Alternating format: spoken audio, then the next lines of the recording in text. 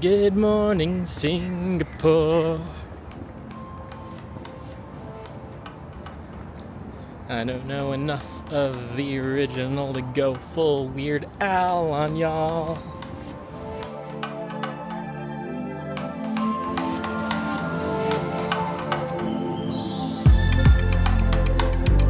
Good morning from Singapore. I am not here for very long. 2 days certainly is not going to be enough to do all that there is to do here. So I'm making it a priority to get to know the street food that this country is kind of legendary for. Not here for a long time, here for a tasty time. Right now I'm going to try and head to my hotel. I just arrived at 6:30 in the morning. I'm going to try and drop these bags off and then hit the ground running with some breakfast. Let's go.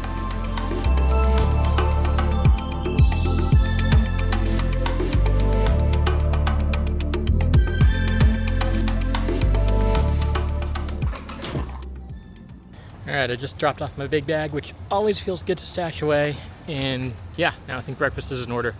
It's early, I haven't eaten yet.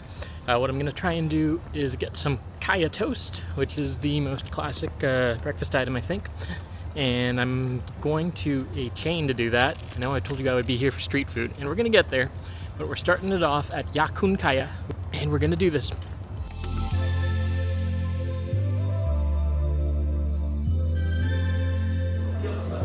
Alright, so this is your classic Singaporean breakfast here. You got kaya toast, which is just a toasted sandwich filled with butter and kaya. Kaya is coconut jam. There you go. You usually have that alongside kopi, that's coffee, and the real classic thing to do is to dip it in some soft-boiled egg. You want that egg really runny.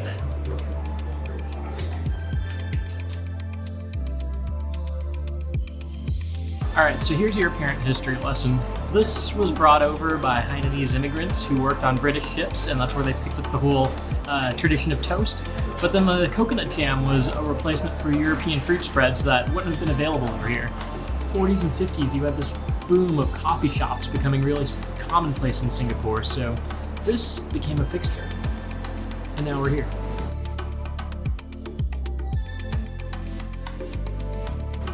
I feel like for a lot of the most iconic breakfasts, it's a really simple concept, brilliant execution, and it somehow ends up being more than the sum of its parts. This is like your prime example. I am a fan. The way these flavors go together doesn't seem to add up, but it does. It totally hits both the sweet and savory notes.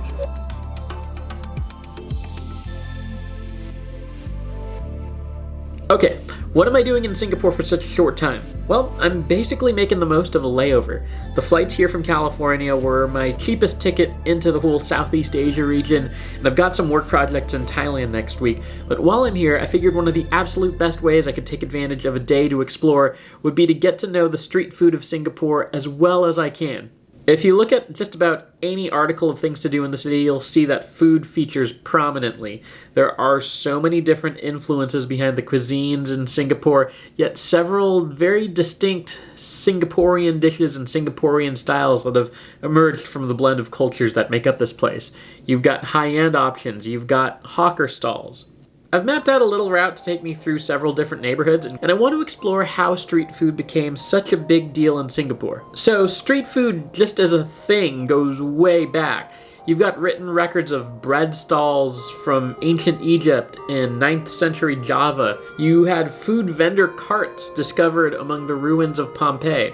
But of course, there's this hype around street food as a more recent phenomenon, right? Like, as long as I can remember, hot dog carts and pretzel vendors in New York have always been a thing, but, you know, in more recent times we've really glamorized and romanticized the roadside stalls of Mexico and Thailand because we can just think of the adventurous lifestyles of Anthony Bourdain stopping by.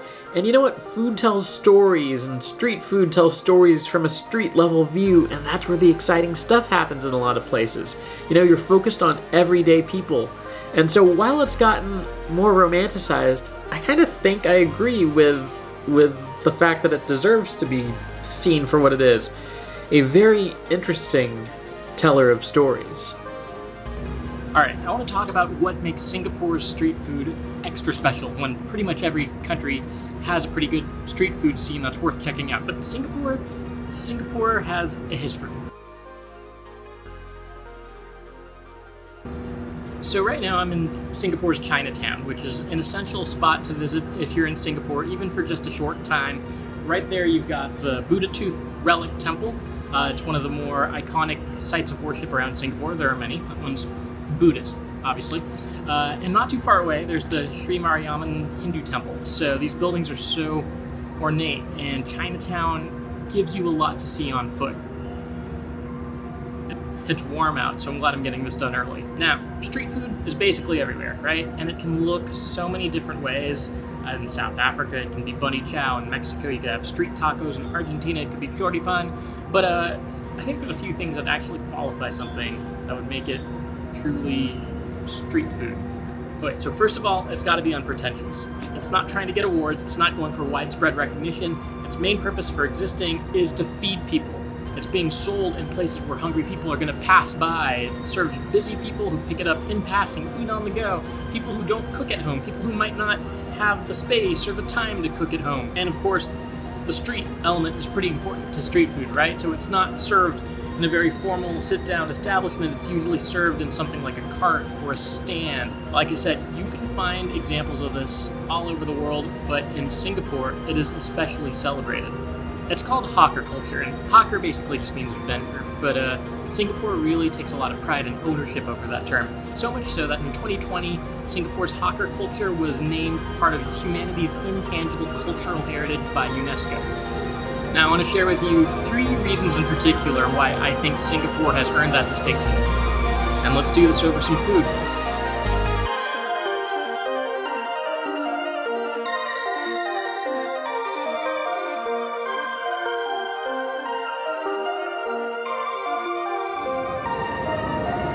Pork cutlet over fried rice, so pretty Chinese influence. We're still in Chinatown, so that makes sense. And that brings me to my first reason why I think Singapore's got the best street food scene in the world, perhaps. But that reason is diversity.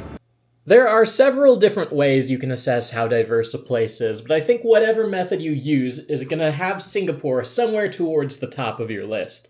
It's simply one of the most multicultural places on Earth. One thing I've learned from places like Toronto or Auckland is that whenever you have diversity, you often also have deliciousness. Singapore, geographically, is located right in between Thailand and Malaysia. But in the 1800s, it played a major role across the whole region as a port city. So you had people from India, China, and Indonesia around for trade. And remember, that's how we think of these countries now, but each one represents numerous ethnic groups, different cuisines. These early immigrants often found that selling food was a decent way to make a living. It was a low-cost activity to start, but with so many people away from their homes, there was plenty of demand for familiar flavors. Early hawkers, those who carried food in buckets hanging from an over-the-shoulder pole, were pretty common. Today, neighborhoods like Chinatown, Little India, and others are a good representation of how Singapore has become a meeting grounds for different cultures, while allowing them to maintain their own distinct identities. And this adds a lot of variety and depth to the street food scene. I mean, it's the reason why one food stop per meal on this trip just isn't gonna cut it. Okay, just Murphy. Thank you. One of my favorite things around Little India is simply the abundance of these little Indian dessert stands. I had some great sweets when I was in Kolkata, and I want to see if I can find anything similar here. That is the Tantang Naya House building. This is a vibrant structure and a fun thing to look at, but it's also a reminder of Singapore's multicultural heritage. So there's no denying the fact that Singapore has a bit of a reputation when it comes to regulating things. Like, they famously fine you pretty heavily for chewing gum in public. I think they even have arrested in the past for that. And yeah, I've actually never been to a place where I've seen so many surveillance cameras just hanging off of everything. So those strict regulations in Singapore really became a thing after its independence in the 1960s. It was strict, but it also had an effect of advancing clean, reliable infrastructure. It gained a reputation for just being very well-functioning, and it's something the country still highly benefits from. Now that was especially interesting given how it would affect street food. So street food was immensely popular at the time, but so much so that hawkers were conducting businesses on busy roads that was creating all these obstructions to traffic. And then you had like hygiene concerns. A lot of them didn't have running water, so how you would wash your hands or wash utensils was a bit of a mystery. And trash frequently piled up in those streets. That created a problem for a government that was trying to make this reputation of Singapore being a very sanitized looking place. So where I'm at right now is Pagoda Street, and it's oddly quiet, but that has to do more with the time of day. Back in the day, this is where you would have found all the street vendors, all the hawkers with their food being sold out of carts. It's really popular, especially for immigrants, as you didn't really need a whole lot of capital or particular formal trainings to get started. But since then, things have gotten way more organized. You would find many of those hawkers today at these more structured hawker centers. I'm going to visit one of those soon. And yeah, you can still see though, there are some stands, people selling anything from clothing to snacks, more typically packaged things though.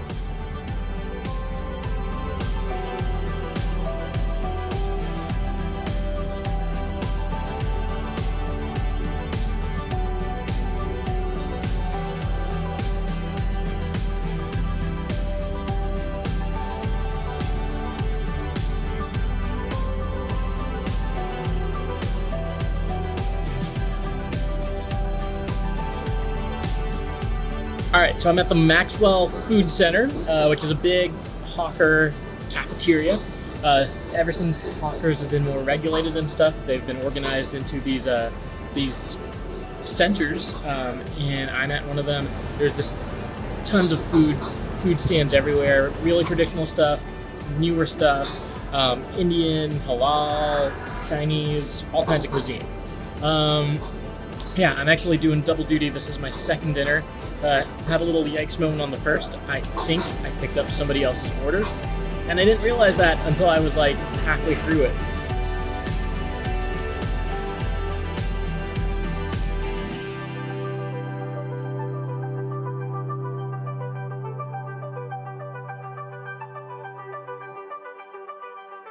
All right, I can't talk about the hawker scene in Singapore without paying special attention to Hawker Chan, where I am right now. This is basically the cheapest Michelin star you could eat in the world, and this is the site that won it. Hawker Chan has since opened up locations all over town. This got a little feature in Crazy Rich Asians, but even before that movie, it was a pretty popular and known spot. The Michelin star, then the movie, helped introduce it to a broader audience. Its soy sauce chicken and noodle dish is, yeah, the cheapest Michelin starred meal in the world.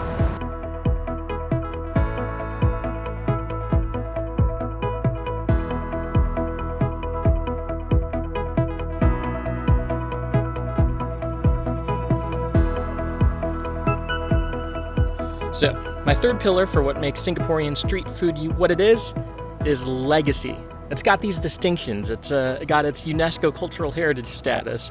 Hawker Chan has his Michelin star, and this shows people outside Singapore how highly regarded its street food scene really is.